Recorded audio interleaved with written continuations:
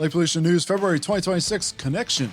Welcome to Light Pollution News. This episode, we ask, what can looking at SPHEREx images tell you about yourself? And what satellites can still cause light streaks, even for space telescopes? Oh, and more important news about health and ecology came in this month. You'll definitely want to listen to that.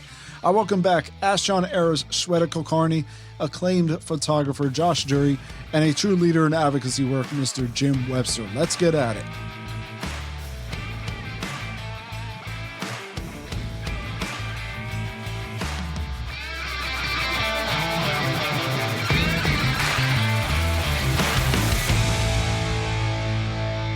Welcome to Light Pollution News. I'm your host, Bill McGeaney. Very glad that you could join us today. If this is your first time with us, welcome. Light Pollution News comes out twice a month, covering a multitude of topics around our nighttime environment. Light Pollution News is a listener-supported show. If you like us, if you like what we do, why not consider becoming a supporter? If you're already a supporter, thank you. It really helps us cover our bills. You can learn more by clicking the Support the Show link in today's show notes. And one last thing, we have a handful of ratings and reviews, just a handful. Ratings and reviews act as an indicator to prospective listeners on the quality of a show. So if you like what you hear, we kindly ask if you could provide a rating or review via whatever podcast app you use to listen to the show. I know that it takes a few minutes. I really appreciate your efforts here. It really helps us signal to prospective listeners that this is a quality show that they want to partake in. I'd like to welcome back to the show Shweta Kulkarni. Shweta is the director of AstronEra, an astronomer, a science communicator, a leader in India's up-and-coming dark sky scene. We'd love to hear it. Shweta, you got a laundry list of great stuff. You 2018 received recognition from the Department of Science and Technology as one of India's top 100 women entrepreneurs. That would be an amazing honor. And Shweta also has participated as a fellow for Royal Astronomical Society in 2018. And in 2024, Shweta became the first Indian to receive the Dark Sky Defender Award Asia. Shweta, welcome back to Light Pollution News. And last time we spoke a lot about some of your work, but I'm really curious about AstronEra and what your thoughts are on where that's going to go. What is the future? Tell listener at home, what is AstronEra, and then where's it going? Yeah, so as we discussed in the last episode, I started when I was 16. I actually founded a nonprofit organization called AstronEra Trust and became CEO of that when I was 18. And then after that, I decided that I wanted to expand my boundaries, started with organizing stargazing events, but then moved on a little bit with the funding that I received from central government by creating some astronomy communication videos, dabbled a little bit into animation myself, video editing and podcasts and stuff like that. And then later on, I got to know a bit more about light pollution, and I learned that I work better on the intersections of various disciplines. So right now my work is more about sustainability, dark sky conservation. I work with the tribal people across India. I have also received grant from the International Astronomical Union's Office of Astronomy Development. So with all that experience, I have now decided to work with the state government of Maharashtra. Finally, my dream is to change the Environment Protection Act of India to include the light pollution in it and conserve the dark skies. And for that, I have created this Bible called Tara. Oh, wow. Tell us about that. Yeah, so this document is basically going to be used as Bible for everything that Maharashtra state is going to do about dark sky policy. Tara is actually a Sanskrit name for a star, and it is kind of abbreviation of Transdepartmental Application for Regulated ALAN being artificial light at night. So government kept asking me questions like, show us the research, which other countries are doing this? Why should we do it? Has somebody already done this before? And so I came up with all these things that I put into this document where they can take this and just basically write the guidelines and the policy based on this. So that's where we are trying to head right now, starting with the state of Maharashtra and 11 pilot sites across the state that we have selected to receive the certifications of Dark Sky International for dark sky places. which will inform the state policy. And then finally, we can go towards the central government of India to change the Environment Protection Act, amend it. Wow. Tara is a star as well. Is that so which star, I guess, is it a star that anyone would know, or? No, it's just translation in Sanskrit the of word star. star. Got it. Yes. Okay, I got it. Yeah, we'll all have to have these fancy acronyms. It always works. Well, great works. Keep me in the loop. I want to hear what's going on. So maybe we have to have you back on to tell us any new updates. Also with us is Jim Webster, a man who's done amazing work in New Jersey, which is probably Steve Mariconda has been on the show, which I'm sure you've met Steve. Yeah, he's a great guy. And he's supported the show as well. And I've told him, working in New Jersey is probably one of the hardest places to work in. I don't think because there's not a reception to it, but because the state seems so entrenched in what it's had, right? Like this idea of it's a dense state, and it seems just so entrenched in what is done before to guide how it does the future, right? Jim, you mentioned before that you're a Psi Starter Ambassador, in addition to being a dark sky advocate and an amateur astronomer and a head astronomer of the Toms River Astronomy Club, right? How do you use your citizen science data or citizen science activation of data or people to help back your advocacy? In many cases, it just starts with a star party.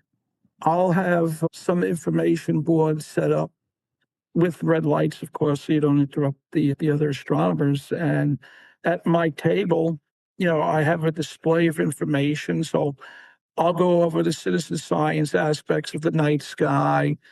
There's like 6 different projects that you could find on SciStarter from Unistellar that's linked to their telescope.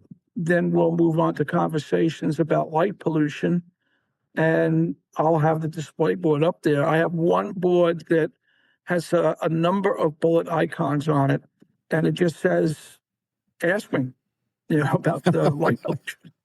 And I can get into some heavy conversations with people about it. You mentioned Steve Mariconda. Me and Steve actually worked together on a lot of our efforts, with the light pollution. And yeah, New Jersey is definitely an uphill battle, but it's an uphill battle I'm willing to take. You said Unistellar has some citizen science projects in there. What are those? Planetary defense from asteroids, cataclysmic events. A couple of years ago, there was a star that went supernova in the Pinwheel Galaxy, and the Unistellar network of telescopes actually, tracked that, as well as one of the projects where they actually collected, they crashed an object into an asteroid to change its direction, and they tracked that event as well, and it was found that it did change the orbit, for the asteroid. So that's just a couple of them.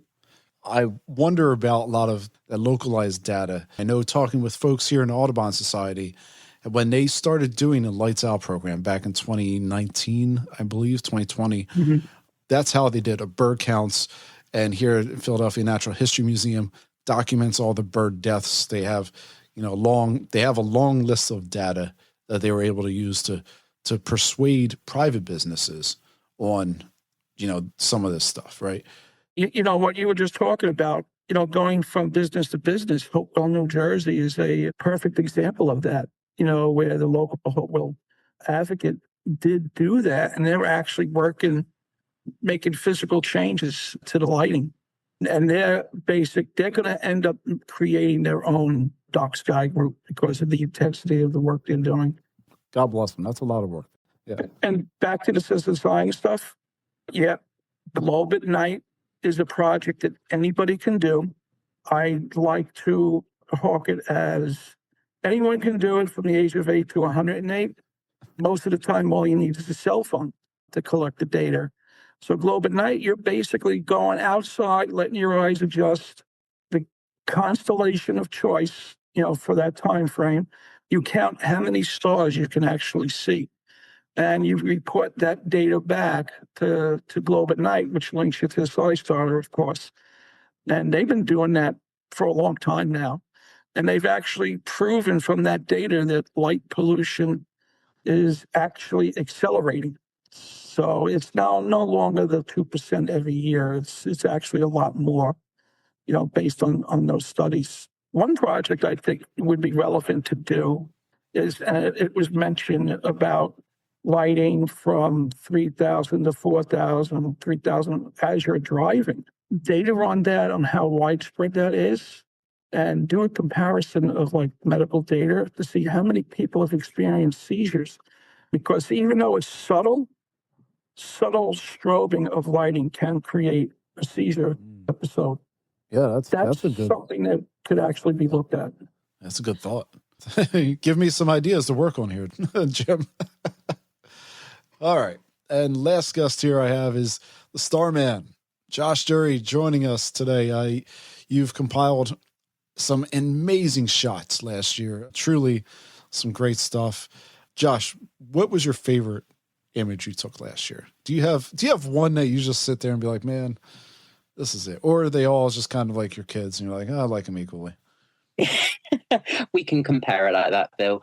What I thought was really interesting was astrophotography is getting popular, isn't it? So with that, I thought I want to do something a bit odd.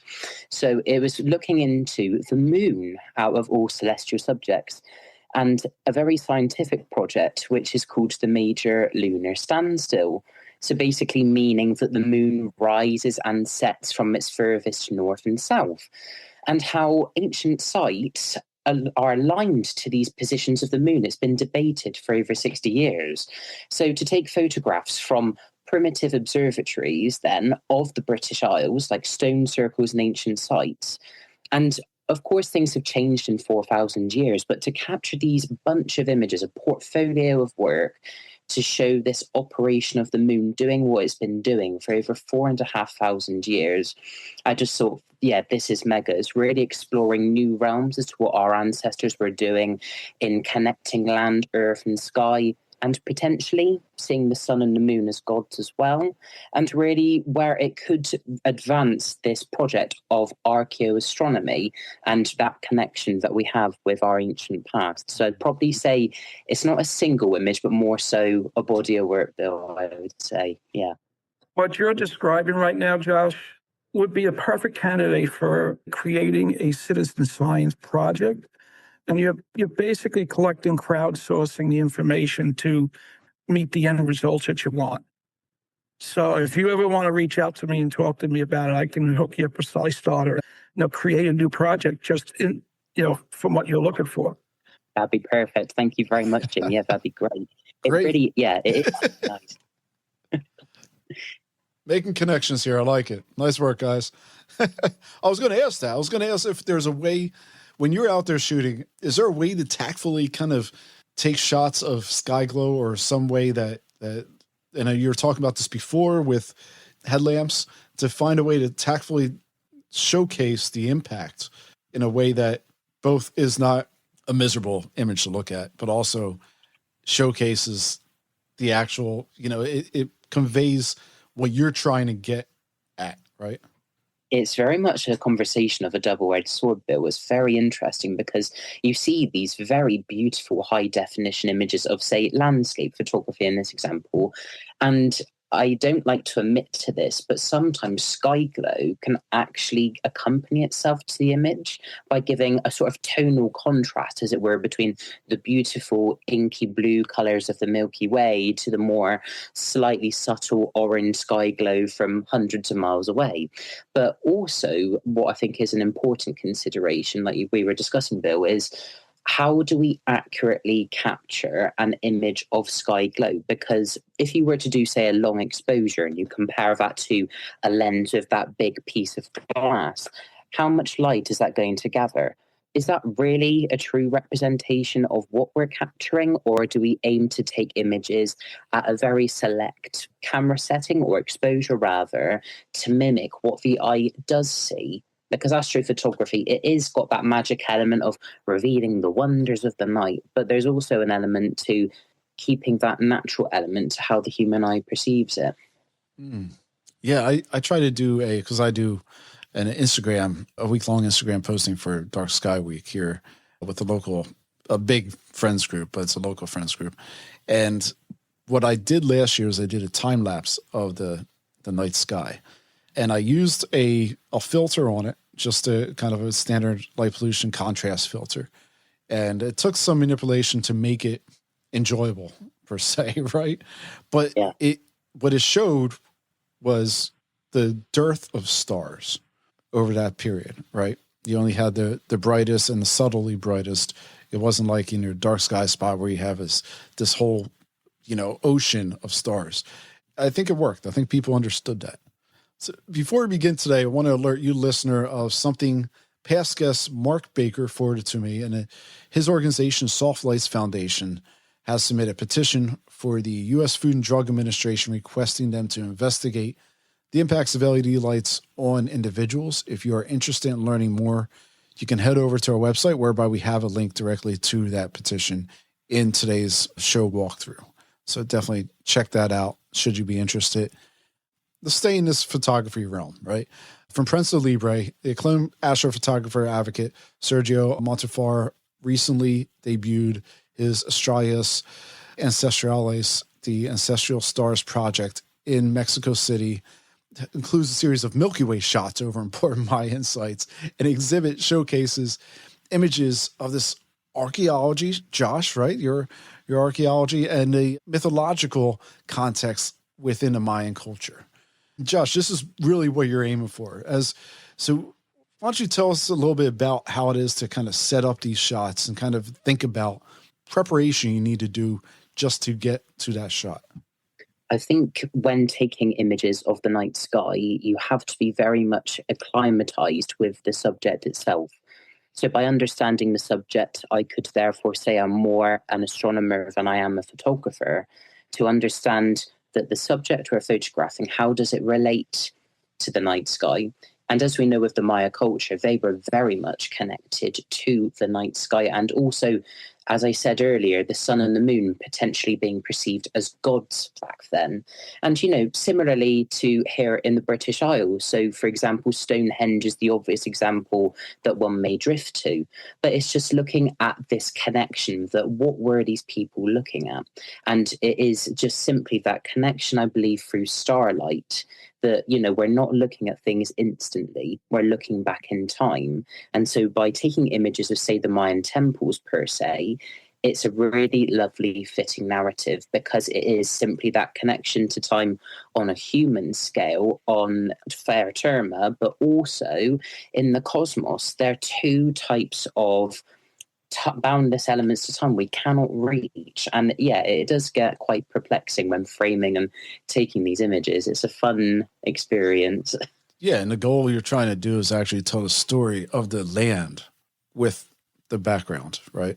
Yes, very much so. And it can be all to do with timing. So even as the seasons progress, you can be planning images days, even months ahead, because as we know, the night sky is always evolving, it's always changing. And so there are certain images you can only capture at certain times of year. So it is quite perplexing. Wow. Well, I enjoy them. I think they're great images. Doing a great job, man. So thank you for all that. There are things you can see, and then there are things that you cannot see, for which maybe no amount of artificial light will hide. I'm not sure. Shweta might be able to help us out on that one. But take, for instance, NASA's SPHEREx mission, of which, I might add, in a rare bid for good news from this country, we just averted a major budget cut to NASA. The Trump White House wanted to really slash it, I think, by 20%. NASA instead received a 2% decrease in Congress. Thank God. For you at home who may not have heard about this, SPHEREx is a full sky 3D mapping system that utilizes the low Earth orbiting telescope SPHEREx, and it put out an impressive video of the Milky Way by bandwidth, and it's by bandwidth in infrared. In order to put this together, the observatory shot around 3,600 photos per day, taking a composite photo utilizing 6 image sensors. The camera shoots exclusively, as I said, in infrared, but something I found really interesting is as the wavelengths lengthen, you see some objects disappear and others become more refined. For instance, closer to visual, there are a couple of dark nebulas that get contrasted against the starry image. But as the wavelength stretches out to 5 microns, you see new dark nebulas become more pronounced. They also released full image of the infrared sky, and I think it's probably one of the most stunning images I've seen in my life. It's astounding. Did you guys take a look at this? No, not yet. Jim, click the link and do it right now. It's incredible. Do you guys have any thoughts on or Josh, you took a look at it, right? And Shweta, were you able to take a look at this guy? No, I'm trying to look for it right now. Yeah, you should be able to just click on the link that I have in there. It just shows you, doesn't it, really how astrophotography in this instance, it does reveal that hidden element of the universe. And what I thought was very interesting from this discussion point is how you're looking through different wavelengths of light. Some things come, but other things go. And that, when you think of it in more of a human perspective of what the eye can see at night, I find that so weird, even with like Barnard's loop in Orion, just as an example, okay? But you look at it and you think it's there, but you can't see it. Yeah. And I just love that drama to taking images at night, is how far do you want to divulge into it? It's great. Yeah, that's so true. It really shows you, when you look at this video, it shows you how narrow our perspective is. That's what I got from that. And as you're watching it go across the wavelengths, the different bands, the movement of objects coming in and out just shows you how narrow our perspective is. And I just, I love that part. And like you said, Josh, when you're using averted vision to say, you're out there in the field and you're like looking at something, you're like, I think I see it. You look at it and you're like, I don't see it. Then you look away and you're like, I think I see it. And you look at it and you're not quite sure if you saw it, but you think you saw it. And then you try and test it, somewhere else in a darker spot. And you're like, yeah, I definitely saw it. But you really don't know if you fully saw it, but you think you saw it, right? Yeah, definitely. I can relate on a different example to Comet Lemon, which we had at the end of last year. So, I explored a project trying to connect it to how old it is and, that relation to sites here in England, and managed to find a beautiful castle to connect with. Anyway, moving on. Of course. As one does. And then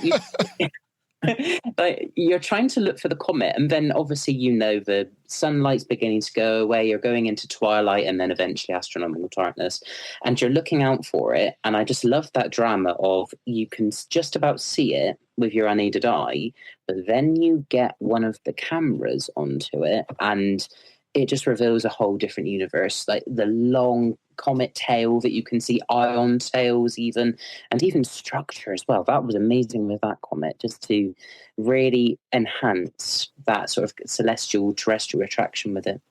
Yeah, and oftentimes people will say, well, it's an image, it doesn't, that's not real, or it's not what you can see. But sometimes, especially that comet, if you knew the structure that you were kind of seeing out there. I remember the first time I looked at that comet and I saw some structure in it. I was like, that's a really curious structure, but I didn't really see an image yet. And then when I went back and saw the image, it all came together, and I realized that is that tail, that little kind of like tail split, I think that was in that comet, was part of that image, and was part of what I was seeing. And that really opened up my mind. And then seeing it stretch for visibly in a camera for that long was stunning as anything. So Shweta, you now saw the image. Yeah, what do you think on that? It's beautiful. In fact, looking at all these pictures makes you seem so insignificant. But I love to say this, that when you look at these images and you understand the vastness of the universe, there is only two ways you can think. One, nothing matters. Nothing that I do is going to matter. Why should I do it anyway? And the second is nothing matters. So I can do anything, any mistake I can make, right? So the world is your oyster or whatever. So that's exactly the feeling I got from this image. And actually, usually this happens that whenever I set up my telescope and somebody takes a look at the sky for the first time and they see something beautiful, and that makes them seem insignificant, and that increases their curiosity towards astronomy. So I wanted to actually ask Josh, if you don't mind, that has it ever happened to you that somebody looked at the beautiful pictures that you've taken and appreciated the darkness of the night sky after seeing the light in your images? Yeah, Shweta, really good example, actually. I can relate that to schools within major towns and cities, within the UK, London, Manchester, Birmingham, for example. And what hurts me to the soul is that I've been lucky personally to see the night sky for over 2 decades. Whereas you talk to school children now, present an image of the Milky Way or the winter constellations, and they say, what is that? It's smoke, or there's been some natural disaster. And then you tell them this is the heart of your home galaxy, the Milky Way. What's the Milky Way? And it alarms me where light pollution is so excessive that there's already this cultural division now between the rural but also inner city. And that's where I think these projects, which I try to do with photography shows, exploring the night sky, it just makes people almost wake up to the fact that there is this element of the natural world, that it is there. We're all a part of it. We're discussing it, but at the same time making it more accessible. So, there's advocates here in the UK, I know, and they do work within inner cities. And I think that's so important. With the moon as a primary example, we see that from light polluted areas, of course, but it's just a means to interact and then venture out and begin this problem of tackling light pollution. Well, we have, staying in the satellite world, since we're talking about a satellite telescope, we have quite a bit of satellite news this month. If you missed it, Starlink does have competition, namely from a small but well-backed firm called AST Space Mobile. AST launched their Bluebird 6 satellites, which when unfurled, extend roughly to 4 times the size of Bluebird 5 satellites. These new satellites come in at about 2,400 square feet, and per Jalopnik, they are the size of a 3-bedroom apartment. AST plans to put up about 50 more of these guys over the course of the year. In a 2025 paper, the older Bluebird satellites shot across at a magnitude 2 to 3.3. The assumption is that the new Bluebird 6 will dramatically increase. It will even be brighter, as AST stocks jumped predictably with the news of the first launch of Bluebird 6, and AST uses these satellites in conjunction with contracts with AT&T, Verizon, Vodafone, and Bell. So you have new satellite constellations coming on board with bigger satellites, just not in the thousands that Starlink has. And if you want to just keep your headache going, I have some more news here. Starlink is worried that the larger satellites of AST may present a crash risk, oddly, that they worry about the competition creating a crash risk. It's almost like clockwork. We have a story of a Starlink satellite crashing back down to Earth after it suffered what was termed a minor explosion, which sent it tumbling, but left the satellite body and propulsion tank floating somewhere in what they called trackable orbit. Starlink recently initiated a plan to reduce satellite orbits by 70 kilometers to 480 kilometers above the Earth's surface. The purported reason is that the atmospheric density is apparently decreasing now that we're coming up past solar maximum. I'll also note that AST Mobile is currently unprofitable, while Starlink recently turned the page into the black. Yeah, so just a few more objects up there for you to chase after. Shweta, I see you shaking your head. Yeah, it's just, I don't even know what to say about satellite constellations anymore. I used to talk about it a lot in the past, but now I have shifted all my energy into the light pollution on the Earth. But definitely, I think Josh can feel how much of headache it is having all the satellite constellations, especially when you're doing astrophotography, and the light pollution becoming issue also in space. It's just, even with India, like, another progress measurement is how many satellites we send up. And until now, we haven't really sent many. It's just about some 156 that we ever sent up. And now we have about 50 that are active. But there are talks about tripling it. So I am trying to find my right entrance into this after dealing with the policy in Maharashtra first. There's so much to do, getting added to my list of things to do. You can't fight everything, Shweta. So you guys ever consider these satellite constellations might actually impact space telescopes, kind of like SPHEREx, the one we just spoke about? A study came out of Nature, which forecasts that how satellite mega constellations will contaminate space telescope observations. You may not consider space satellites to sit in LEO in the low Earth orbit. However, SPHEREx does, and so does Hubble at 540 kilometers above the Earth. A new Chinese observatory coming online, Shutian, is going to come online at 540 kilometers as well. And there's the spice-fueled Arrakis at 800 kilometers. Yes, Arrakis is a real telescope. I guess the development team were big fans of Dune. And no, the telescope is obviously not fueled by spice. The team simulated observations from each telescope using orbital data over 560,000 satellites filed with regulators. They validated their approach against actual Hubble data from 2018 to 2021, which showed 4.3 of the images already contained satellite trails. Their projections revealed that if these constellations launch as planned, roughly 40% of the Hubble's images would show trails, while over 96% of the exposures from SPHEREx, Arrakis, and Shuntian would be affected. Shuntian could see average of 92 trails per image. And that dirty Harkonnen telescope, the Arrakis one, may see upwards of 69 trails per image. The team found that current mitigation efforts, like dark sky satellite coatings, barely help space telescopes and may actually worsen the problem due to orbital geometry. Such a cheery outlook for space astronomy. I thought this stuff was confined here to our Earth-based problems, but now we have star trails everywhere. And that doesn't kickstart a great feeling for 2026. I don't know what will. Not just the imaging, but also radio astronomy is impacted as well. Even an individual at a telescope doing a star party, a good example a couple of years ago that we were looking at the constellation Orion, and all you saw was satellite after satellite going through the constellation. So trying to do an image, becomes much more challenging because of that. It's gotten bad enough where there's now a citizen science project just to track how many satellites you see in the night sky. It's alarming. I can share with that experience myself, Jim. I think it was just before New Year, actually. I was observing the night sky, and it was about 2 hours, I'd say, before sunrise.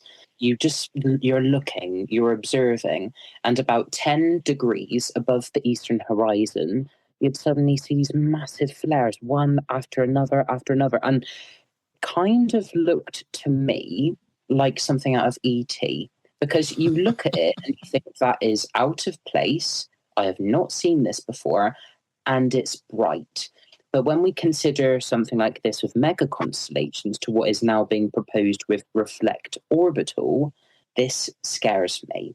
When you think that sunlight can be there on demand, putting mirrors in space, we've now got competition for satellite projects, is going to happen to the night sky in 10 years, 5 years, this year. And so it's just scary, really, what is happening at such a fast, successive rate.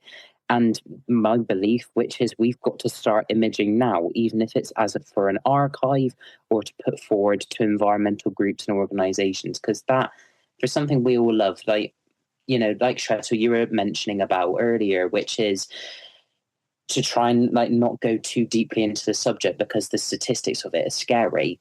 And to have that taken away from you, it's quite frankly soul destroying. Yeah, and these are just the satellites that are being done for your utilities, scientific research. Not mention that there are groups out there looking to do these satellites for advertising, and another group that's being looked at now for reflective sunlight to purposely bring it to the ground. Those two right there, to me, is absolutely unnecessary at all. And when I heard about them trying to come on board, it was so heartbreaking. And Jim, we had a story a month ago or maybe 2 months ago talking about NVIDIA and Google looking to put data centers. NVIDIA a little more serious about it, I think, than Google at the moment, who's just doing exploration on it. But these will be the size of 3 American football fields when all put up. So we shall see. It is disheartening. I guess my question is, what happens when you lose the night sky? What does that do for Shweta? What does that do for you? What does that do, Jim, for your advocacy? What does it do for our culture? What happens when we lose that night sky? Have we seen it? I mean, we have experiments like this in cities, right? Yeah, definitely. So losing the night sky for me basically seems like losing a basic part of being human, because curiosity and wonder is what makes us different as a species on this planet. And it is our responsibility to understand and protect the natural darkness of the night, because more than 60% of the species depend on it. So, we need to live with that consideration, and it has so many cultural aspects to it. We were discussing about different cultures and different stories that have about the night sky and the constellations and stuff like that. So losing that is basically losing the wonder and curiosity. If you can't look up at the night sky, if you cannot see Milky Way, if you cannot see galaxies, you'll stop wondering about your place in the universe, which drove everything that humankind has built upon. The wonder and the curiosity. I keep saying these words again and again. I cannot stress on it enough, I feel like you've rehearsed this a few times, Shweta. No, but because also I was thinking about the images getting affected by Hubble and stuff like that. Like, that is also very disheartening. I think of like future generations growing up without these beautiful images and without the beautiful view of the natural dark skies. And what it will do to these generations is unimaginable to me. So that's why, I know Jim is doing the work of outreach there. Josh is doing the work of bringing beautiful visuals to people. And I think I'm trying to bring the governance into the light management to sort of help it all. Yeah, and I think a lot of us, things like Hubble had far-reaching impacts way beyond amateur, way beyond this geeky little niche, way beyond people who are into the stars, way beyond people who are, amateur astronomers, way beyond people who are in science. I feel like that had a very wide gravitation for folks who are just curious, right? Just like you said, Shweta, that when you looked at some of those images from Hubble, it was something that most people never seen before, and it opened your mind to be what could be. Jim, what happens when you go to a star party and all the stars are moving? I mean, specifically regards to satellites. Well, yeah, it actually has become like, for the public, it's become like a game of how many satellites they can see when they're out there. Unfortunately, for a lot of people, they just don't realize the impact of it. Environmentally, it's a big deal. It's definitely going to impact farming. Trees' lifespans will be shortened, and that'll impact the wildlife that depends on them. But even in the oceans is a concern as well. You think about, trees help produce oxygen for us, but so does the ocean as well. And you start getting too much light pollution in it, it's going to be impacted. Well, it's a good segue over to the environment. So I do have some ecological pieces here. More proof that light affects fish at night. This comes from Science of Total Environment. Researchers studied 136 zebrafish that were aged 8 to 12 months over a 12-month period in 2024. They split the group into simulated light-dark group and a group that was exposed to a 12-hour daylight and a 12-hour dim light cycle. The dim light rung in at 3.3 lux, supposedly similar to the urban light pollution you would expect. For your home, the moon sits around 0.1 to 0.3 lux. So 3.3 lux is roughly tenfold greater than the natural environment, but more akin to a light trespass from a distant street light. The study found that the fish exposed to the lighting could not sustain their typical diurnal rhythms. Researchers found gene clocks were muted by the artificial light exposure. The study did not assess the impact of the reduced clock gene expressions. Per the normal course of things, we have some bird items, which is always big. Before I dive into these studies, the British Ecological Society ran an article that looked at a presentation by Giuseppe Orlando during their December 17th meeting. It appears that streetlights are being leveraged by the tawny owl In what's probably a shocking case of species-on-species murder, it appears that those streetlights don't protect owl victims. The owl victims are definitely exploited here. The owls have used man-made environmental conditions to benefit them, which also includes traffic noise. We had a piece on that a while back, to essentially allow them to find and feast on their prey. The downside to this is that it puts owls at serious risk for becoming roadkill. That's something you don't really hear too much about. But moving on, I have another bird article, this time from Urban Ecology. Researchers studied the diurnal cattle egrets and how light at night affects their feeding activity. Light at night, regardless of which type, attracted insects for which attracted egrets.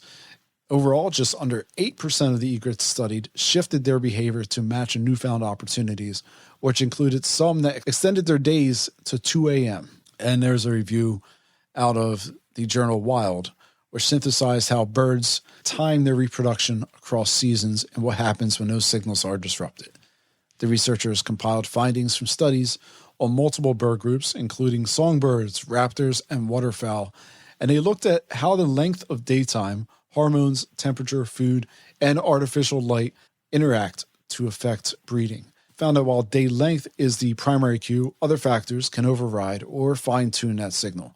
For instance, tree sparrows exposed to artificial light at night, 85 lux, showed premature reproductive activation. Then when you take that even higher to around 150 to 300 lux, artificial light actually suppressed reproductive activation. In great tits, the combination of artificial light and warm springtime environments advanced egg laying, but created mismatches with peak food availability, thereby reducing breeding success. And there's this piece out of biological conservation. Researchers set up a greenhouse experiment to test how artificial light at night affects competition between native prairie species and invasive prairie species. Researchers grew 2 native grasses, the blue gamma and the western wheatgrass. They put these alongside 2 invasive species, including cheatgrass and smooth brome, and then they placed them under either normal lighting or simulated street light conditions for 13 weeks in late 2015.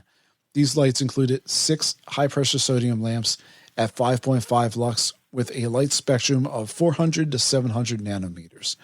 These lights ran all night between 9 to 6 a.m., and their results found both invasive species grew substantially larger under artificial light compared to native species, and native grasses under lit conditions showed a decline in carbon to nitrogen ratios as competition increased, suggesting that they were stressed in investing more nitrogen to maximize photosynthesis while producing thinner and more vulnerable leaves. Separately, artificial light at night increased leaf toughness by nearly 60% overall compared to ambient conditions, though this benefit tended to decrease somewhat as competition from invasive species increased. So let me word this more clearly, because this is kind of a confusing piece here. Leaf toughness increased under artificial light at night, but reduced somewhat with higher competition. In natural environments, toughness sits at a lower level than under artificial light. And that toughness is again degraded by increased competition. Hopefully that kind of clarifies that guy. Before I go a little further, this feels kind of like a little bit like a data dump. Shweta, when you're out there seeing communities talking about the ecological implications of artificial light at night, how does that conveyed? I'm just right now wondering, when am I going to hear the native species studies mentioned in the artificial light at night effects on them? What about tigers? What about the kettle? What about the pollinators that is hurting a lot of farming? And there is no native research right now in India, and that's really hurting our data and understanding how it's affecting. All I can do is draw parallels on data that we have internationally available and talk about it. But at least one good thing that I've found out recently is that there is slight mention of negative effects of ALAN on the marine life. And based on that, one of the biggest construction in Mumbai that recently happened, it's a bridge between Mumbai that connects the mainland called Atal Setu. And they have included, they say it as eco-friendly lights. They're basically 3000 Kelvin lights, but at least that's some moment in the right direction. And now I'm trying to get a couple of coastal sites certified as dark sky places so that finally the turtles there, the turtle hatchlings, can be saved. We have big festivals, firefly festivals, where people keep wondering why the fireflies are not showing up. So I can direct them towards the conversation of light pollution. There are sightings of leopards near the cities, which again I can direct towards the light pollution conversation. So I just keep finding these instances that are relatable again to people rather than just focusing on data that get people talking about all this stuff. Are leopards attracted to light? Do they use it for hunting? No, but my speculation is that, first of all, of course, the forests are getting destroyed, so their ecosystem is getting destroyed, and that's why they go towards finding easy prey. Now, in the city lights, you can find a lot of stray dogs that we have or street animals that they can find pretty easily, where they can hide in whatever dark spots the leopards can find and find their prey easily under the light that is in the city. That is my speculation, but there is no hard research on this, but at least it drives conversations. Yeah, I think we have foxes around here who do the same thing. They'll utilize the light. Oh, Jim, there's a story that came out from Raritan back before the new year, whereby folks rolled back a really, really, really lightweight ordinance. And I don't know if you guys, your team, had anything involved in getting that ordinance in front of Raritan, the township, but they rolled it back within a week of implementing it because people were scared that somehow their dogs would be eaten by bears if the light was out, to which I wasn't able to follow the logic of why bears care if light's on or out, because they probably don't care about your dogs. They probably care about your trash can. But some of the thoughts that people have around, light and protection, I think, are curious. Yeah, that probably came out when I was sick. So I haven't really seen it, but just, for face value, it just represents lack of knowledge. Bear sightings that I've heard of around my area, it was always in the daytime, not really, like going after your dogs. And your dogs are quick enough to get away, Yeah. From a bear. Coming back to what Shweta was saying, the fireflies, there are some species of fireflies that use the natural light for hunting. And if the lights are on, they can't hunt, because they're using their light to attract. And then the fireflies also use their own lighting for mating cycles. And with the light pollution, you're not going to, have that available to them. So the populations are decreasing. On your research side of it, another one that's really not talked about are spiders. They've done lab testing where with the lights on them constantly, that their two primary eyes get weaker because they're getting brain shrinkage, for too much light. And, spiders are another species that we have to protect, because they, their natural way of, eating other insects, we'll say like mosquitoes, now becomes under question. And a popular spider, for the cranberry bogs, like the wolf spiders, if they don't have that visual acuity, they're not going to be able to hunt. So that could impact the cranberry bogs. I'm a fan of spiders. We don't have, I don't know, Shweta, you guys probably have giant spiders down there. I'm picturing you guys having giant spiders. We don't have giant spiders here, so they're cool. I'm on board with spiders here. That's changing, unfortunately. Not light pollution related, but you have the Dury spider that's now gaining a big foothold down south, and the female is as big as the palm of your hand. Yeah, we don't need those guys. Well, Shweta, you're talking about pollination and Asian studies, specifically Indian, I think, but here out of the Asian Journal of Environment and Ecology found that artificial light at night appears to have an impact on pollinators. Shocker.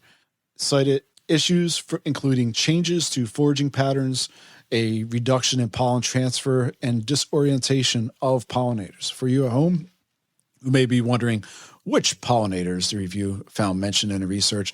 This included moths, beetles, bats, nocturnal bees. I'm sorry, it was a review. I don't think this was an actual research study on it. However, the non-warm lighting, including green and white lights, caused a 62% decline in nocturnal site visitation, and long-term use of artificial light at night, unsurprisingly, reduced nighttime pollinator diversity and yields by pollinating dependent crops.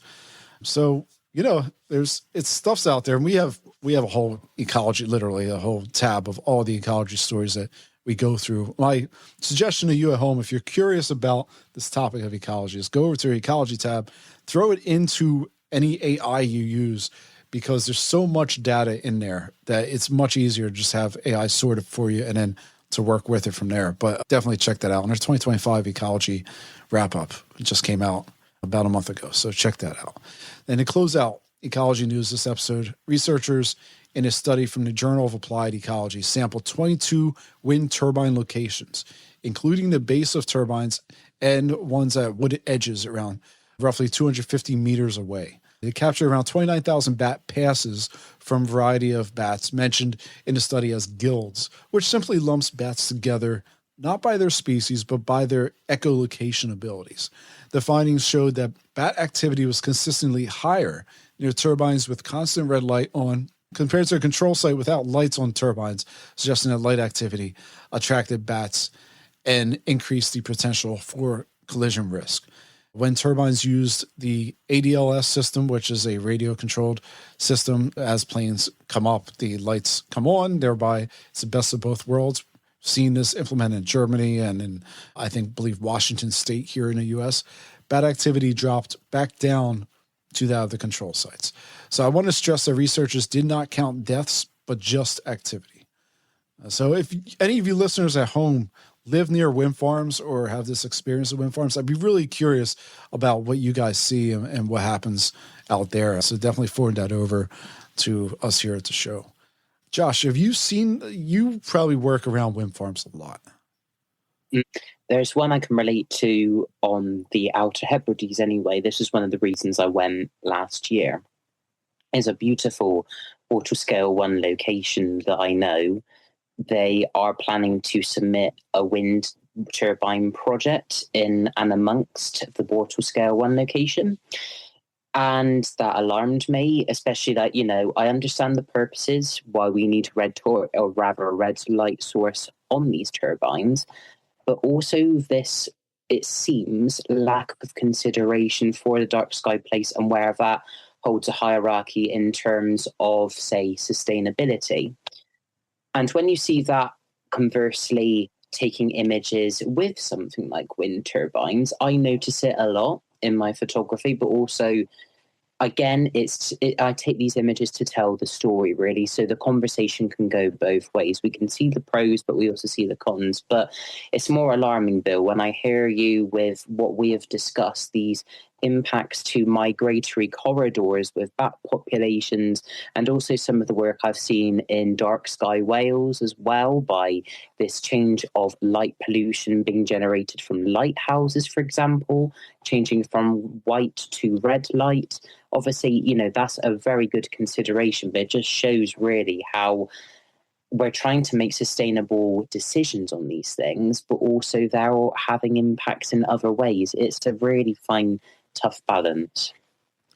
I feel like it's really hard to convey the idea that no light is better for ecology and actually better for humans to a point. I don't want to say that, if you're walking down a street somewhere, yeah, I'm fine with you having light. You confine it to where it needs to be on that sidewalk. It doesn't need to be up on your neighbor's house or wherever. But we've gotten to the point where we can talk about colored lighting.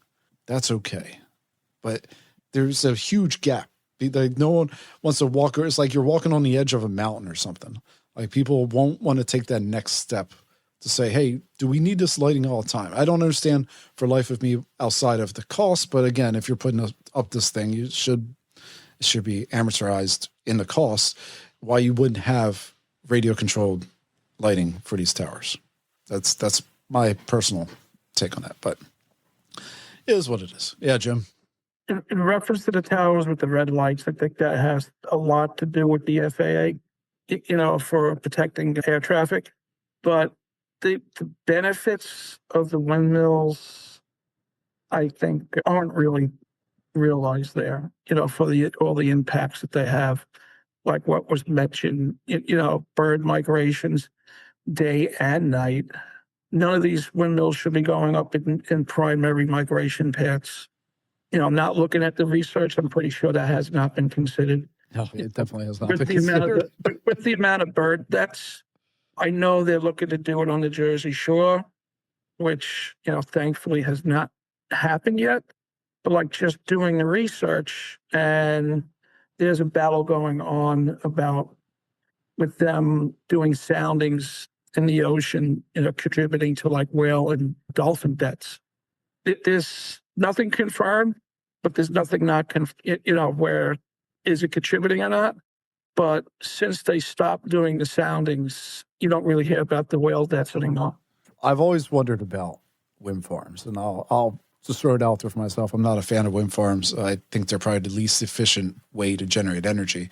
And it was reinforced when me and Caitlin were driving up from Tennessee last year. We stopped off in part of West Virginia that is a beautiful place, but also, just like the rest of West Virginia, is kind of used for everything. And once you get out of the nice, beautiful area, you come across a coal plant, because it's West Virginia, and then you also have the same energy. This is all providing energy for Washington, D.C. They put up wind farms up on the ridges. And the wind farms they advertised was lighting up like 10,000 homes or something. I don't know how many people live in D.C., but I'm pretty sure 10,000 is not going to get you very far. I can see some other ways. I'm not trying to make this a green energy debate here because I'm not at all in any bucket. But the wind farms, we had a story back, Jim, about wind farms up in Massachusetts where they set them up and then they fell apart and the company never notified anyone and it washed up on shore and all these little tiny pieces of plastic are floating up on shore. And yeah, that's not just that. Let the jury decide on that one. Not just that, but you have a oil release when the wind farms go bad. So now that's getting into the water. So that's creating an additional ecology concern there. Can wind farms eventually be beneficial? Yeah, but not the big blade ones. They've been researching other wind farms where it's like a little cylinder that just stays within itself. And, it could become like the new antenna in somebody's house, which has a smaller footprint and would be less impactful to the environment. But that's way out there. I'm not into that. We just went over to the energy podcast here. Shweta, what are your thoughts? Yeah, well, I see that this is going towards energy, but I just wanted to say that this is actually a good thing. And this is what should happen when you're talking about the issues in light pollution, because we all tend to talk about what are the problems that light pollution is creating, especially with like Reflect Orbit. I realized that everybody was talking about how it was a problem, but we should take the conversation further ahead in discussing about various solutions and finally fighting it. We cannot just keep talking about how it is a problem. So, such discussions should happen. More conferences should happen with end-to-end conversations about it, because dark sky is multidisciplinary. So you cannot just stick to like one topic, one department. Yeah, and you look at this show, I covered, when I started this show, I didn't think it would cover nearly as wide a gap as it does. But so many things fall into this bucket, this idea of what affects us at night. Light, what affects us from a light standpoint. And there's so many things. To your point, Shweta, it's amazing. One last article here, and then we're going to close out. And that is a health-related one. Artificial light at night probably isn't going to make you thinner unless it makes you stop eating, which was a earlier study that came out this month as well in Nature Neuroscience, where they said that bright light cuts back on the food intake of mice. But a meta-analysis out of BMC Public Health examined whether exposure to artificial light at night increases obesity risk. And the team found that 13 studies encompassing nearly 868,000 folks across Asia, North America, and Europe. Most of these studies utilize a generalized measurement of light pollution from satellite data that assessed nighttime light exposure of participants' home addresses. And these results found that individuals living in areas that were deemed to have the highest artificial light exposure faced a 14% increased risk of obesity and 7% increased risk of being overweight compared to those with the lowest exposures. Studies found in North America showed a 21% obesity risk, while Asia populations demonstrated about 14% increase in obesity risk. And researchers attributed North America's higher risk to more intense light pollution, extensive lighting infrastructure, and greater screen time. So a little bit on the health stuff. Not too much on the health stuff this month, but one little piece of health news. So that's what we have here. February shows, we're done. Before we let the show wrap up, how about I have my guests tell you how you can learn more about where to find them, what they do, and everything's going on. Shweta, where can people learn more about AstronEra? If someone's interested in helping with AstronEra, if they're listening, they're interested in helping, how would they reach out to you? How does this all work? Keep an eye on our website, astronera.org, and you can see what we have been doing and what is going on about light pollution around the world, and especially what's happening in Maharashtra and India about it. Reach out to me personally on LinkedIn or on my email ID, shweta@astronera.org, if you want to be connected and work with me. And AstronEra, I've said this when Yana is on, because Yana is... I think she sits on LinkedIn all day. But AstronEra, you have a really robust LinkedIn presence. It's really good. If you want to check them out, that's the place to go. Jim, where can people learn more about Dark Sky New Jersey, how to help out? You guys are doing some amazing work. I look forward to seeing some great stuff if you're able to do it in, say, Cape May or some of these spots. I'm Philadelphia. I visit South Jersey. We love it down there. I'd love to see a continuation of this great work.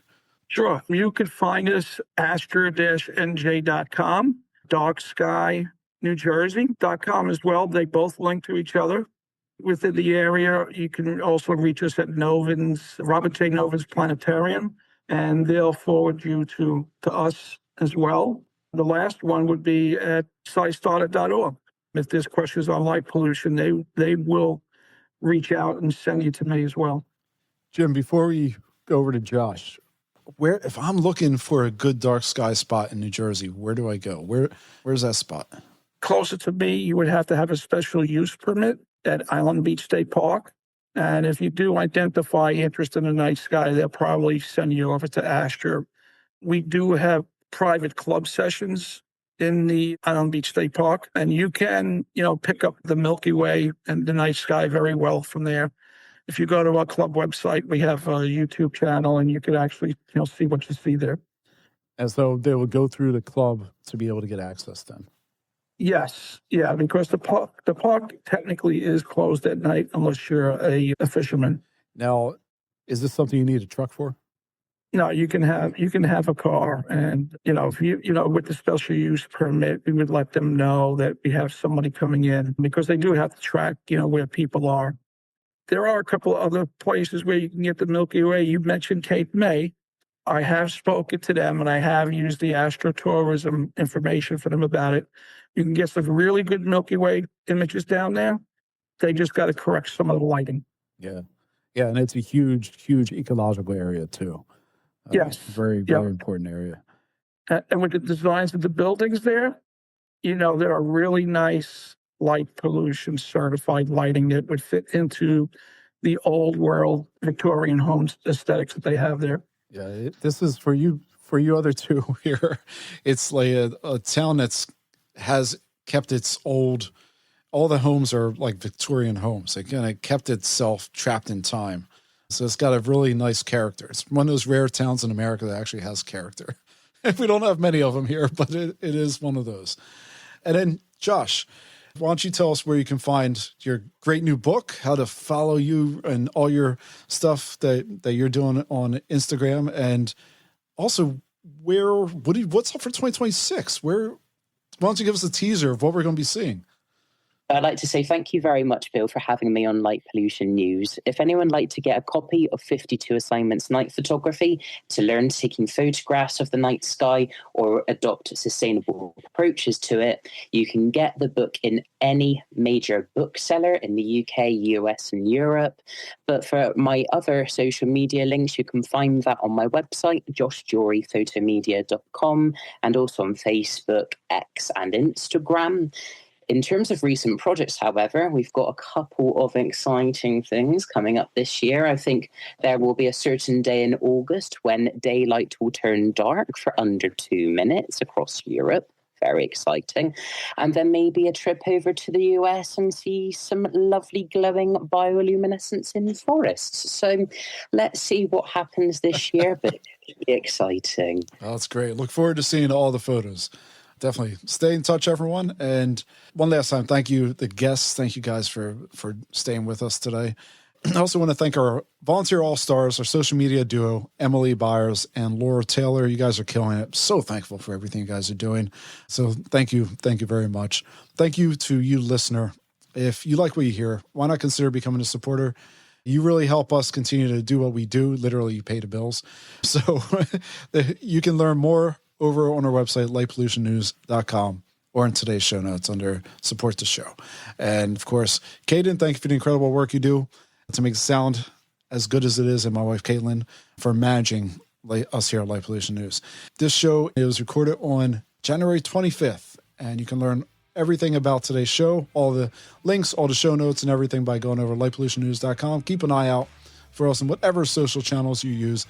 Thank you once again. I'm your host, Bill McGinney, reminding you to only use the light where it's needed.